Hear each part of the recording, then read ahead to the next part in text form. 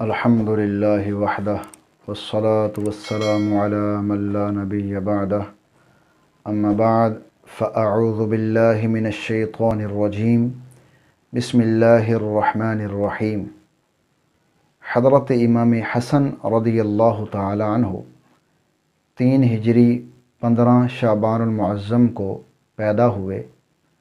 50 ہجری کو آپ نے وفات پائی، 47 سال آپ نے عمر پائی اور بقیع کے اندر آپ دفن ہوئے۔ حضرت علی رضی اللہ تعالیٰ عنہ کی وفات کے بعد 40,000 سے زائد لوگوں نے آپ کے ہاتھ پر موت پر بیعت کی، اور 41 ہجری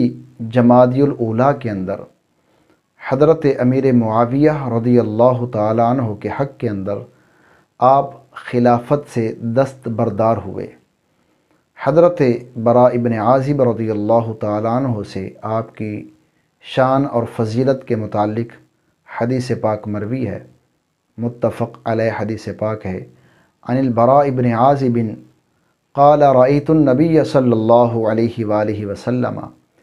والحسن بن علی على عاتقه يقول اللہم انی احبہ فاحبہ۔ فرماتے ہیں کہ میں نے نبی پاک صلی اللہ علیہ وآلہ وسلم کو دیکھا اس حال میں کہ حضرت امام حسن رضی اللہ تعالیٰ عنہ آپ علیہ السلام کے کندھوں پر سوار تھے، قربان جائیں ان کی شان کے اوپر، اور نبی پاک صلی اللہ علیہ وآلہ وسلم یوں فرما رہے تھے، اے اللہ میں حسن سے محبت کرتا ہوں، تو بھی حسن سے محبت فرما۔ حضرت ابو ہریرہ رضی اللہ تعالیٰ عنہ آپ فرماتے ہیں کہ دن کے کسی حصے کے اندر میں آپ علیہ السلام کے ساتھ باہر گیا، حتیٰ کہ آپ علیہ السلام حضرت فاطمہ الزہرا رضی اللہ تعالیٰ عنہ کے گھر تشریف لائے، اور آپ نے کہنا شروع کر دیا، بچہ کہاں ہے، بچہ کہاں ہے۔ اتنے میں حضرت امام حسن رضی اللہ تعالیٰ عنہ دوڑتے ہوئے آئے اور آپ علیہ السلام کے گلے ملے۔ اللہ کے نبی نے ان کو گلے لگا لیا، دونوں نے ایک دوسرے کو گلے لگا لیا، اور نبی پاک صلی اللہ علیہ وآلہ وسلم یوں فرماتے ہیں، اللہم انی احبہ فاحبہ واحب من یحبہ، کہ اللہ میں اس سے محبت کرتا ہوں تو تو بھی اس سے محبت کر، اور جو اس سے محبت کرتا ہے اس سے بھی محبت کر۔ حضرت ابو بکرہ رضی اللہ تعالیٰ عنہ سے حدیث پاک مروی ہے، بخاری شریف کے اندر حدیث پاک موجود ہے۔ وہ فرماتے ہیں کہ میں نے رسول اللہ صلی اللہ علیہ وآلہ وسلم کو دیکھا اس حال میں کہ حضرت امام حسن رضی اللہ تعالیٰ عنہ